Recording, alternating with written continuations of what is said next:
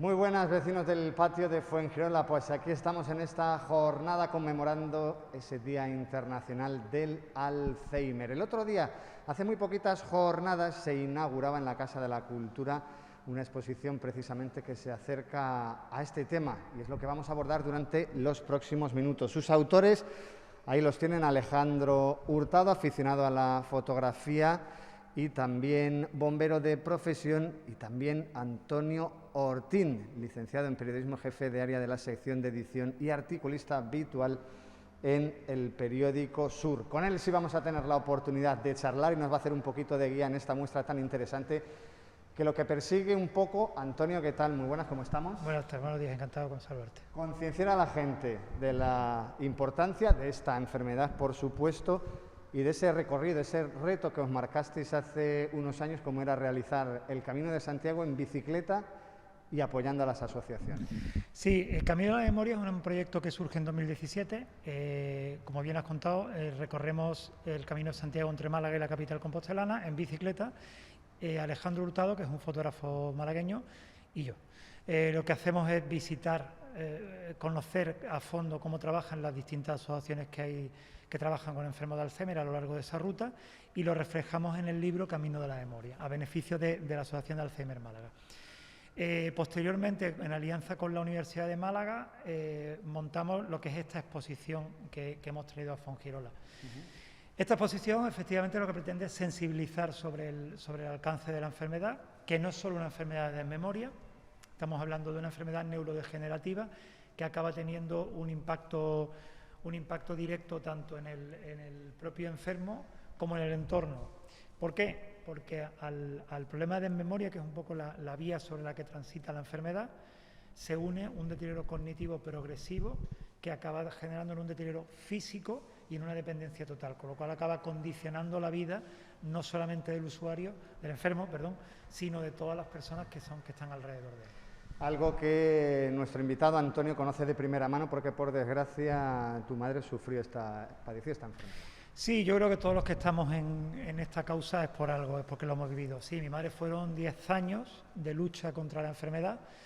Es un diagnóstico que además tardamos en tener, porque, bueno, un poco precisamente por lo que estamos en esto, porque todos pensamos que la desmemoria inicial es un problema propio de la edad, y en parte es así, pero a veces puede esconder esta terrible enfermedad como fue mi caso. Sí, fueron 10 años en una enfermedad además que no nos dio respiro, como nunca da el Alzheimer respiro.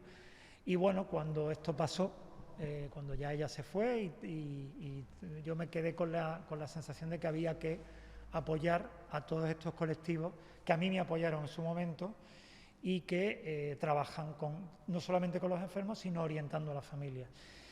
Además, yo sentí durante esos años de trabajo con la enfermedad que no era una enfermedad bien valorada. Es una enfermedad que tiene una magnitud que va mucho más allá de lo que socialmente ahora mismo hay en el consenso social, y entonces creí que podía hacer algo para intentar sensibilizar y concienciar sobre ello. Y ese es el cometido y el objetivo que tiene esta muestra. Fíjense en esos paralelismos que han establecido ambos autores, tanto Antonio como Alejandro. Me encantan algunas fotos, ese paralelismo que habéis creado, esa dualidad, ¿no?, entre lo que ha sido el camino en bicicleta y lo que es el Alzheimer, en este caso reflejado con ese andador o con la cabeza agacha, como estamos viendo en estos ejemplos. Sí, Alejandro es un tío con una sensibilidad bestial. Él, efectivamente, como bien has visto, pues trabaja mucho con los contrastes de imagen. Entonces, pues bueno, jugó con imágenes que íbamos rescatando de las asociaciones. Esa del girasol también, ¿no? Claro, el esplendor marchito, ¿no? Es decir, un poco ver lo que ha sido una vida que ha iluminado, que ha tenido toda su fuerza y que ahora por culpa de esta enfermedad pues se va, ¿no? Es decir, y además ese paralelismo entre los dos usuarios de Alzheimer, eso creo recordar que era Alfa Zamora, tendría que ver el cartelito desde acá, pero es Alfa Zamora y esos caminos de Zamora, ¿no? O sea, es un poco el contraste. Y esos contrastes es lo que hacen ver lo que es el deterioro al que lleva la enfermedad. Es decir, no es que tenga despistes, no, es que se deteriora, es que se apaga poco a poco la vida de la persona hasta que se acaba yendo. que al final es la muerte, ¿no? Alejandro ha sido el encargado de la fotografía, evidentemente Antonio, el que ha plasmado, el que ha recogido esos textos, ¿no?, para argumentar y explicar lo que se quiere transmitir. Sí, los textos a veces son testimonios directos de familias, de usuarios que vimos a lo largo de esas asociaciones, a veces son inspiraciones, es decir, sensaciones de cosas que vimos allí, que valoramos allí, y otras veces, pues bueno, son pues eso, inspiraciones de mis propias sensaciones acumuladas durante esa década larga que fui cuidador, y que al encontrarme otra vez con enfermos, con usuarios, con terapeutas, me provocó esa sensación, y vimos que encajaban bien con esas imágenes, ¿no? Un poco. La verdad que da gusto ver cómo personas como Antonio, pese a sus compromisos laborales y todo, saca tiempo y sigue dedicándose y volcándose en lo que es el Alzheimer, ¿no?, pese a haberlo dejado atrás de forma directa por el caso de su madre. Pues muchas gracias, muchas gracias. Bueno, sí, pero es que al final hubo un momento en que interpreté que el dolor que yo había vivido tenía que servir para algo. Es decir, fueron, de verdad, que 10 años de lucha con esta enfermedad son muy duros. O sea, mucho desgaste, ¿no? Es una enfermedad que acarrea mucho. Sí, porque además es una enfermedad que, como no da tregua, es decir, el Alzheimer no se cura y el Alzheimer nunca evoluciona a favor, es decir, siempre va a peor. Entonces, casi cada mes era un reto o un problema añadido, un reto diferente, había que cambiar. Cuando ya tenías adaptado el hogar, te habías acostumbrado a tratarla de determinada manera, ¡bum!, aparecía otra fase o el inicio de otra fase y había que empezar otra vez de cero. Fue un aprendizaje constante, muy duro, ojo, con una persona que es tu ser querido, que es tu madre, bien. Entonces, al final, cuando todo eso pasa, que te deja realmente arrasado emocionalmente, que te deja destruido, o sea, necesitas un tiempo para recuperarte de aquello. Pero yo al final llegué a una reflexión, que bueno, fue la mía, no digo que sea buena o mala, pero fue la mía, que decir, oye, ese dolor que sirva para algo, ¿no? A ver si somos capaces de transformar esa energía, ese dolor, en una energía que sirva para algo, aunque sea para sensibilizar. Bueno, yo soy periodista, lo que sé es contar, y Alejandro, pues ya habéis visto que es un fotógrafo excepcional, es un buen amigo, y lo convencí. Fue fácil convencerlo. Hoy, como hacemos habitualmente los periodistas, se recogen todos esos datos, los comentábamos antes, 1.200.000 casos detectados y diagnosticados en nuestro país. Sin embargo, la cifra aumenta hasta los 5 millones, porque realmente quienes padecen esta enfermedad son los cuidadores y los familiares. Sin duda. Tú piensas que en el momento en que una persona enferma de Alzheimer es dependiente del minuto 1. Estamos cansados de ver, bueno, cansados, es habitual ver, se ha perdido fulanito de tal, necesita medicación y padece Alzheimer. Eso ocurre todos los días y lo estamos viendo en las alertas de esos desaparecidos y tal. Es decir, al principio porque tienen autonomía y no se pueden quedar solos, porque se pueden desorientar, que es uno de los rasgos característicos de la fase temprana de la enfermedad, y se te puede perder en la calle o se te puede perder en la casa.